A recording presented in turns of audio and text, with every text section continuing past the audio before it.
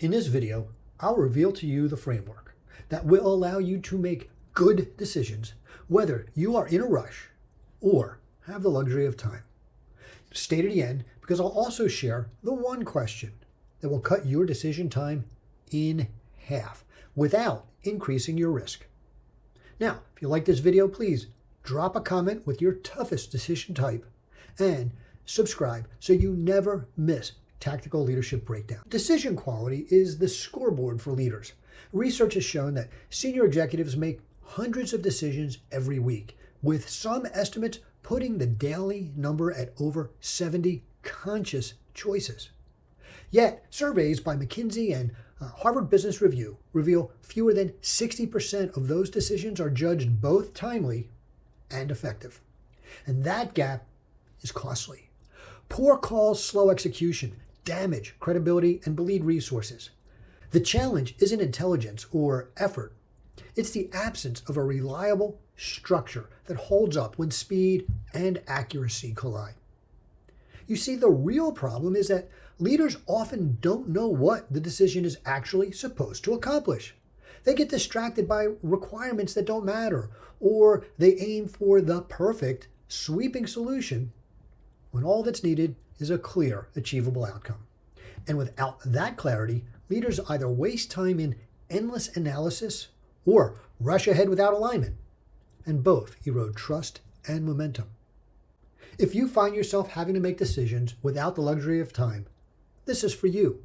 You face pressure to act with incomplete information and competing demands. You need a method that prevents mistakes, builds trust, and accelerates execution. Now, I learned the cost of hesitation while closing on a bogey at over 1,000 miles per hour, and lives were on the line. And not just my life, but the lives of the 7,000 sailors in the carrier battle group I was sworn to protect. And in that world, the wrong decision could mean mission failure or catastrophe. And that crucible forged my approach to decision making. It's disciplined, structured, and repeatable under pressure. Later, as president of 4 companies, I applied the same principle to business decisions where livelihoods, not lives, were at stake. And the principles never change. Only the context does. See, great decision makers don't rely on instinct alone. They use a framework because structure turns decision making into a skill. See, when you practice within a framework, it moves you from conscious competence, where you're carefully checking each step, to unconscious competence, where speed and accuracy coexist. And that discipline is what allows a leader to decide with confidence when time is short. As General George Patton once put it, a good plan violently executed today is better than the perfect plan next week. See, that captures why structure matters. Speed with clarity beats perfection delayed. So in order to simplify my own decision making, I developed a framework I call the FLAPS framework. See, flaps on an aircraft allow you to descend over a shorter distance without gaining excess speed. In the same way, the flaps framework lets you make decisions quicker, but without haste. Now, we're going to talk about flaps, and I'm going to explain it in context with one of the most consequential corporate decisions of the 1980s. In 1982, 7 people in the Chicago area died after taking Tylenol that had been laced with cyanide. Now, at the time, Tylenol accounted for nearly 20% of Johnson & Johnson's profits, and the company faced a dire choice: protect the public at the potential cost of financial ruin, or protect their bottom line with a narrow, targeted response. Here's how to apply flaps. First, F, focus on the mission. See, many expected J&J to limit the recall to the Chicago area, or even a couple of stores, or possibly the Midwest. Instead, they identified that their mission was protecting the consumer above all else. And that clarity meant there was no partial action. If one bottle could kill anywhere, every bottle had to come off the shelf. The L in flaps, lock on to critical factors. Now, the variables that actually mattered were consumer safety, trust, and speed. Quarterly earnings, market positioning, none of that mattered because lives were at risk. And J&J locked on. Safety is the foundation of survival. A, assess risks and consequences. So a recall would cost them over $100 million, and that was an enormous hit. But they recognized that failing to act risked the company's very future. and losing lives couldn't be undone. They would have lost public trust, and it would destroy the brand completely. So once you understand what's at risk and you've assessed that, then comes to plan and execute with confidence, P in flaps.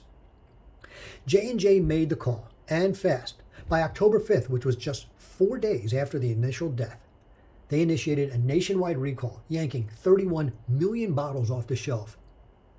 That's decisiveness in action. Now, after you make the decision, your job's not over, however. The S in flaps is standardize and debrief. See, the decision to pull Tylenol wasn't enough. J&J reviewed what they knew, and they developed a tamper-proof, triple-sealed bottle and deployed them within 2 months after pulling the product. The packaging not only restored trust, but became the standard for the entire industry. Now, what no one knew at the time was that Johnson & Johnson would emerge stronger by taking the ethical route. And by following a disciplined structure, the steps that now define flaps, they turned a potential death blow into the ultimate trust advantage, regaining all their lost market share and more. That's flaps in action. The framework isn't theory.